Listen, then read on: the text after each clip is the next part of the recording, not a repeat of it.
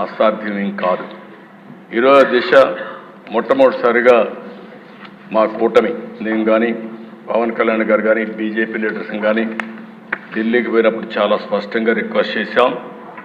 అందుకే మొట్టమొదటిసారిగా 5 సంవత్సరాల తర్వాత మీరు చూస్తే కేంద్ర బడ్జెట్లో ఆంధ్రప్రదేశ్ రాష్ట్రానికి తగిన గుర్తింపు వచ్చింది. దీంతో ఒక నమ్మకం పెరిగే పరిస్థితికి వచ్చింది. అమరావతి క్యాపిటల్కి special finance support multilateral development agency ద్వారా దగ్గర ఒక 15,000 కోట్ల రూపాయలు ఇవ్వడానికి కేంద్రం ప్రతిపాదన పెట్టింది.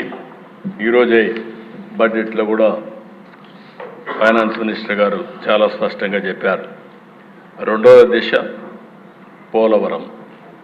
ఏదైతే ఈ దుస్థితికి కారణం ఇప్పుడిప్పుడే రిపోర్ట్ కూడా ఇచ్చారు. ఆ రిపోర్ట్ ప్రకారం ప్యారలల్ డయాఫామ్ వాల్ కట్టాలని, దాన్ని రిపేర్లు చేస్తే కుదరదని చెప్పి ఇచ్చారు.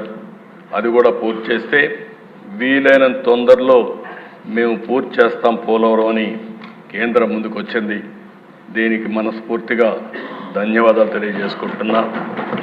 ఇంకొక పక్కన దిశ ఏదైతే ఈరోజు additional funds for industrial development, essential infrastructure will be provide for water, power, railways, roads ఇవన్నీ ఇవ్వడానికి ఒకటి కొప్పర్తి కడప జిల్లా, రెండోది ఓర్వకల్ కర్నూలు, ఈ రెంట్కి కూడా కేంద్రం ముందుకు వచ్చారు. ఇది శుభ పరిణామం. దీనికి మనస్ఫూర్తిగా అభినందిస్తున్నాను.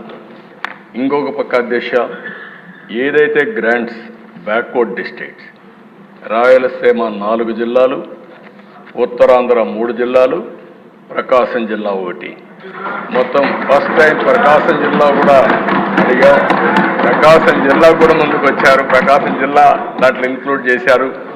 We are very happy. ఎందుకంటే ప్రకాశం జిల్లా బ్యాక్వర్డ్ ఏరియా మొత్తం, అలాంటి జిల్లాకు అన్యాయం జరుగుతున్న ఉద్దేశంతో గట్టిగా అడిగితే ఇది కూడా యాడ్ చేశారు. ఈ 8 జిల్లాలకు కూడా ఆర్థిక సహాయం చేస్తామని ముందుకు వచ్చారు. దానికి కూడా మనస్ఫూర్తిగా మనం అడిగిన డిమాండ్స్ ఉన్నాయి, ఇవన్నీ వర్కౌట్ చేస్తాం. ఇది కూడా మనం ముందుకు తీసుకెళ్తాం. ఇది కాకుండా ఎకనామిక్ గ్రోత్కి మన దగ్గర డబ్బులు లేవు. దీనికి క్యాపిటల్ ఎక్స్పెండిచర్ కింద, ఇన్వెస్ట్మెంట్ కింద కేంద్రాన్ని ఆర్థిక సహాయం అడిగాం. దానికి కూడా ముందుకు వచ్చారు అధ్యక్ష. దానికి కూడా మనస్ఫూర్తిగా ఈ సభ ద్వారా కేంద్రానికి ధన్యవాదాలు, కృతజ్ఞతలు తెలియజేస్తున్నాను. బిగినింగ్ మాత్రం వెంటిలేటర్ పై నుండి ఆంధ్రప్రదేశ్ రాష్ట్ర ఆర్థిక వ్యవస్థకి ఇప్పుడు ఆక్సిజన్ ఇచ్చారు. ఇది ఆక్సిజన్ మాత్రమే, ఇది ప్రారంభం మాత్రమే. ఇక్కడి నుంచి మనం కూడా కష్టపడాలి.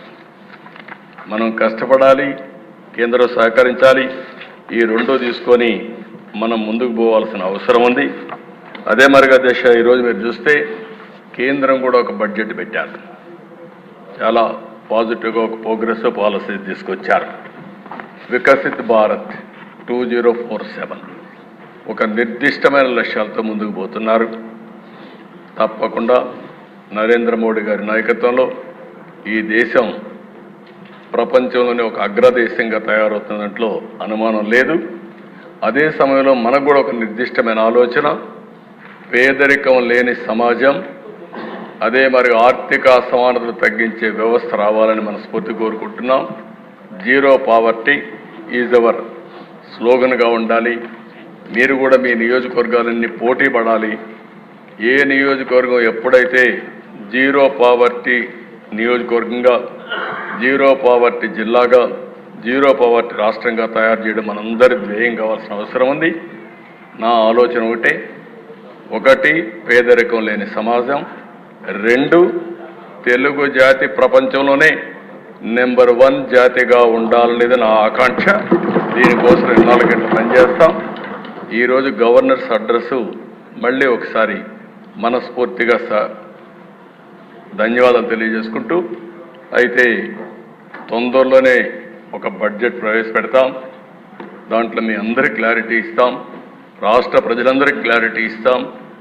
ఏ విధంగా అభివృద్ధి చేస్తామో, మనకుండే వనరులు ఏమున్నాయి, ఇబ్బందులు ఏమున్నాయి అన్ని విషయాలు చెప్తాం. అంతేకాకుండా సూపర్ 6 కూడా చెప్పాం. ఆ సూపర్ 6 ఏదైతే మేము చెప్పామో తప్పకుండా అమలు చేయడానికి ముందుకు పోతామని మరొకసారి హామీ ఇస్తున్నాం. ఇప్పటికే 40 రోజులైంది. 40 రోజుల్లో మీరు చూస్తే అధ్యక్ష మొదటి సంతకం 5 సంతకాల పైన పెట్టాను. ఒకటి మెగా డిఎస్సి ఏదైతే 16,350 ఉద్యోగాలకు సంతకం పెట్టాం. ప్రాసెస్ స్టార్ట్ అయింది. వీలైన తొందరలో ఒక పద్ధతి ప్రకారం అది పూర్తి చేసే బాధ్యత ఈ ప్రభుత్వాన్ని. అదే మరి పెన్షన్స్ ఏమాత్రం ఒక్క నిమిషం ఆలోచించకుండా 4,000 రూపాయలు 3,000 రూపాయలు ఉండే పింఛన్ 4,000 రూపాయలు. ఎవరైతే ఫిజికల్లీ ఛాలెంజ్